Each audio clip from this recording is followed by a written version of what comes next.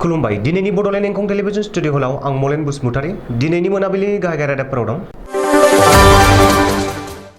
नाग्रिजुलियाव बिस गोनां आदार जानानै सा 15 फरायसुलि आरो फोरोंगिरिया देहा फाहामसालियाव।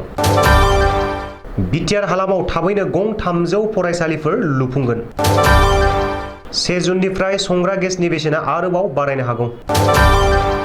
दिमा हासाव खहा सुफुंनो थाखाय आसाम सोरखारनि 50 कौटि पेकेज।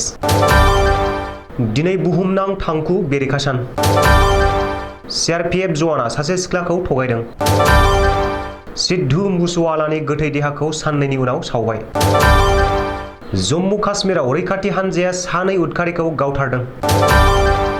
जनायाव सासे फरायसुलिया गोसो थोनायनि थाखाय गावखौनो फासि फोनांदों।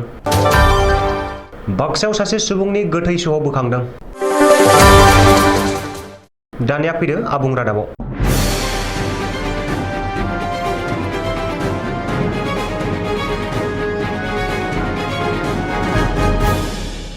तामुलपुर जिल्लानि नाग्रिजुलियाव बिस गोनां आदार जानानै सा 15 फरायसुलिफोरा देहा फाहामसालियाव थाहैनो गोनां जादों। बिस गोनां आदार जाना फरायसालिनि गाहाय फोरोंगिरियाबो देहा फाहामसालियाव फाहामथाय लानांदों। नाग्रिजुलिनि कस्तुरबा बालिका बिद्यालयाव जादों बे जाथाया। मिथिनो हानाय बादिब्ला मैया नाग्रिजुलि कस्तुरबा बालिका बिद्यालयाव गुणोत्सवखौ लानानै सांग्रांथि मेल जादोंमोन। बे समावनो बाबा रामदेवनि सानै मानसिया फैनानै नाग्रिजुलि कस्तुरबा बालिका बिद्यालयाव हाबो आरो गावसोर लाबोनाय लादु मेथाइ बायदिखौ राननानै होयो। मैया बेलासिनि 3 रिंगासोआव रानना होनाय लादु आरो मिस्टिफोरखौ फरायसुलिफोरजों लोगोसे गाहाय फोरोंगिरि अनिता नायकआबो जादोंमोन। ओरैहाय बे लादुखौ जानाय गाहाय फोरोंगिरि अनिता नायकजों लोगोसे गासै सा 14 फरायसुलिफोरनो हरनि 3 रिंगासोआव गोब्राब उदै सानाय, खिलाय गोबालाय बायदि गोब्राब बेरामाव गोग्लैयो। जाउनाव फोरोंगिरि आरो फरायसुलिफोरखौ देहा फाहामसालियाव थिसननो गोनां जायो। बिस गोनां आदार मोनजाना बेरामाव गोग्लैनाय गाहाय फोरोंगिरि आरो फरायसुलिफोरखौ दिनै नाग्रिजुलि मडेल हस्पिटालाव थिसनना फाहामथाय होगासिनो। बे जाथायनि बागै खौरां मोननाय लोगो लोगो तामुलपुर जिल्लानि सदर महकुमा बेंगिरि रामानुज हाजरिकाया देहा फाहामसालियाव थांनानै फोरोंगिरि आरो फरायसुलिफोरखौ खौरां लाहैयो होननानै सुलुङाव फोरमायदों। बिटिआर हालामाव थाबैनो गं 300 फरायसालिफोर लुफुंनाय जागोन। बे बाथ्राखौ बुंदों तामुलपुर बियाबनि एमएलए जलेन दैमारिया। मख'नो गोनांदि तामुलपुर जिल्लानि बेन्दोङाव थानाय बगाजुलि हालामनि सोमदोन गुदि फरायसालिखौ साखोन सिखोनै खालामनाय आरो गोदानै लुफुंनाय जाबाय। सोरखारनि मददजों आबुङै लुफुंनाय सोमदोन गुदि फरायसालिखौ तामुलपुरनि एमएलए जलेन दैमारिया बेखेवनानै होबाय।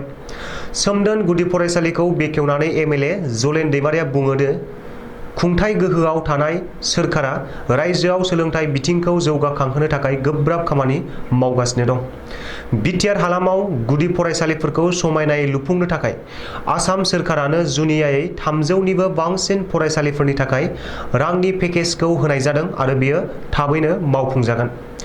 बेजों लोगोसेनो आथिखालाव आसाम सोरखारा 3000 गोजौ फरायसालिफोरखौ खेबसेनो लुफुंनो बिथांखि लानायाव बिटिआर हालामनि गोबां गोजौ फरायसालिफोराबो लुफुंजागोन होननानै बुंथिदों एमएलए जलेन दैमारिया। संग्रा गेसनि बेसेना आरोबाव बारायनायनि लामायाव। 1 जुन एबा गाबोननिफ्राय संग्रा गेसनि बेसेना आरोबाव बांनो हागौ। साननैसो सिगां मिरु सोरखारा इन्धन बायदि मुवा बेसादनि टेक्सखौ खमायनानै पेट्रल आरो डिजेलनि बेसेनखौ बाङाइ खालामना होदोंमोन, जेराव पेट्रलनि बेसेना लिटारफायाव 9 रां 50 फैसा बाङाइ जादों। बबेखानि बे समावनो सोरखारा संग्रा गेसनि बेसेनखौबो 200 रांसिम खमायनो फोसावदोंमोन। नाथाय मिरु सोरखारनि बे फोसावनायनि उल्थायै संग्रा गेसनि बेसेना बांसिननोसो थांगासिनो। मख'नो गोनांदि जुन दाननि गिबि सानखालिनो हादरनाङै संग्रा गेसनि बेसेना बांनो हागौ होनना सन्देह खालामनाय जादों। सन्देह खालामनाय बादिब्ला 1 जुननिफ्राय संग्रा गेसनि बेसेना गंफ्रोम सिलिन्डाराव 1100 रां जाहैनो हागौ। बिनि सिगां 7 मे खालि संग्रा गेसनि 14.2 केजि सिलिन्डारनि बेसेना 50 रां बारायदोंमोन आरो बिनि उनाव 19 मे खालि आरोबाव 3.50 रां बेसेन बांदोंमोन। गुबुन फारसे कमार्शियेल सिलिन्डार एबा 19 केजि लिरथायनि निला सिलिन्डारनि बेसेना सोलिफु मे दानाव 102 रांसिम बांदों। बे समावनो 1 जुननिफ्राय संग्रा गेसनि बेसेना आरोबाव बारायनो हागौ सन्देहनि खौरां गोसारनाया सरासनस्रा नोगोरारिफोरखौ खर' हमहोदों। दिमा हासावआव आसाम सोरखारा 50 कौटि रां पेकेज फोसावदों। गिख्रंथाव दैबाना आरो हा गिसिखानायाव खहा जानानै सुफुंनो थाखाय बे पेकेजखौ फोसावदों। मख'नो गोनांदि दिमा हासावनि गुबुन गुबुन ओनसोलाव दैबाना आरो हा गिसिखानायजों खहा जानायखौ बानायफिननो थाखाय रायजो सोरखारा इमिडियेट 50 कौटि रांनि पेकेज फोसावदों होननानै गिबि मन्त्रि डक्टर हिमन्त बिश्व शर्माया टुइट खालामदों।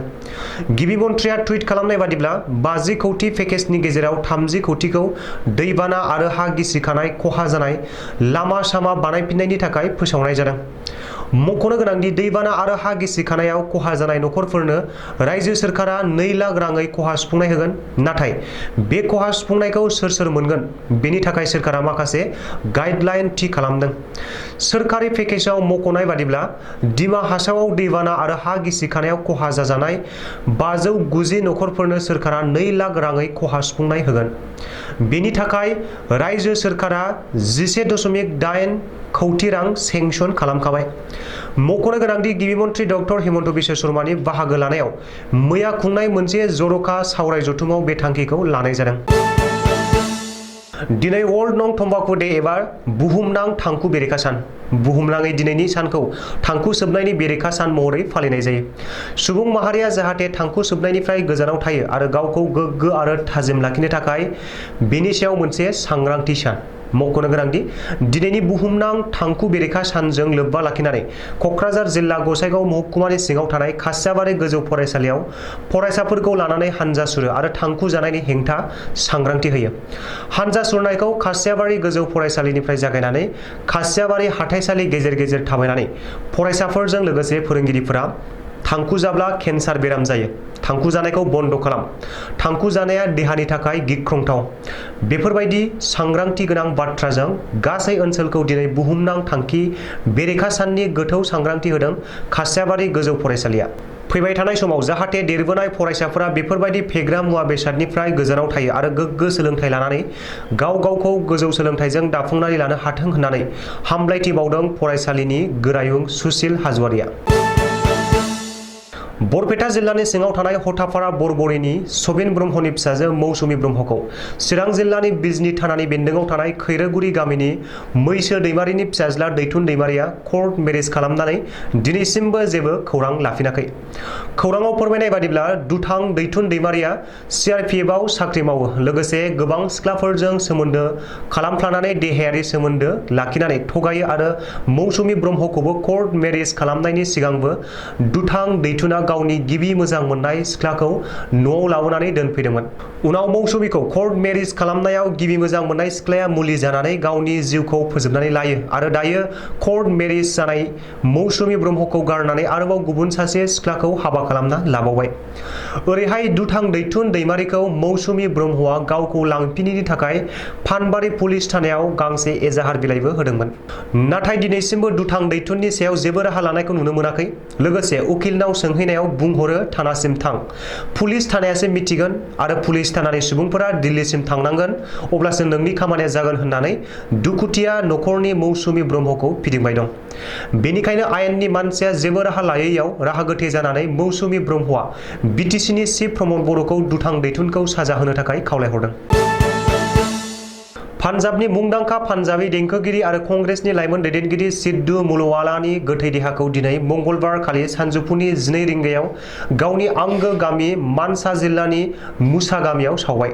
मख'नो गोनांदि थांनाय 29 मे खालि साननैनि सिगाङाव गल्डी ब्रार आरो लरेन्स बिश्नोई मुंनि मोननै आफादा मुंदांखा पान्जाबी देंखोगिरि आरो लाइमोन गांखं कंग्रेस दोलोनि दैदेनगिरि सिद्धू मूसवालाखौ जोबोर खाथिनिफ्रायनो जवारके गामियाव गावथारदोंमोन। बे जाथायाव आरोबाव सानै जोखोम जादोंमोन। ओजोंहाय बे जाथायखौ सोनारनानै पान्जाबनि BJP आरो कंग्रेस दोलोआ दाबि खालामदों दि आथिखालाव बे जाथायजों पान्जाब सोरखारा लोब्बा दं। बेखायनो आथिखालनि पान्जाबनि गिबि मन्थ्रि भगवान मानआ गावनि बिबानखौ एंगारनांगौ। नाथाय पान्जाब सोरखारा बे जाथायजों लोब्बा गोनां दायनिगिरिखौ हमनानै थोजासे साजा होगोन होननानै खोथा होदों। जम्मु काश्मीराव रैखाथि हानजा आरो उदखारि हानजाफोरनि गेजेराव गावलायलायनाय जाथाया आथिखालाव खनले जाबाय थाग्रा जाथाय। मख'जाथावदि जम्मु काश्मीर रैखाथि हानजाया उदखारि हानजा थाफैखुमानायनि स्रोद सुलुं मोननानै गोख्रों सिग्रोमनायनि गेजेरजों सानै उदखारिफोरखौ गावथारदों।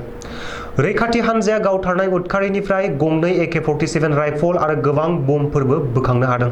गावथारजानाय सानै उदखारि सुबुंफोरनि मुंफोरा जाबाय रहित राठौर आरो उमर युसुफ होनना सिनायथिनाय जादों। सासे हिनजावसाया गावखौनो गाव बुथारनानै लादों। मख'जाथावदि समबारखालि हरनि 1 रिंगासो समाव गालिआबां गामियाव सासे हिनजावसाया गावखौनो गाव फांसे दंफाङाव फासि फोनांनानै जिउ फोजोबनानै लादों। जिउ फोजोबना लानाय फरायसानि मुंखौ जिबिचित्रा जेमि होनना सिनायथिनाय जादों।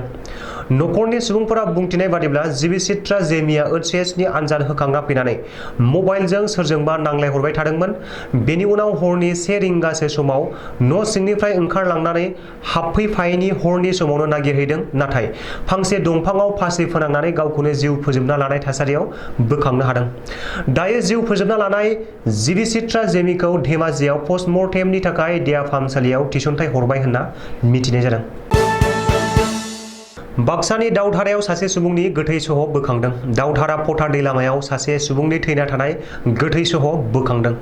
सुलुङाव मिथिनाय बादिब्ला जिउ गोमानाय सुबुंखौ सिमला पुलिस थानानि सिङाव थानाय खारहाना गेजेर खोन्दो गामिनि 46 बोसोर बैसोनि कहादेब दास होनना सिनायथिनाय जादों।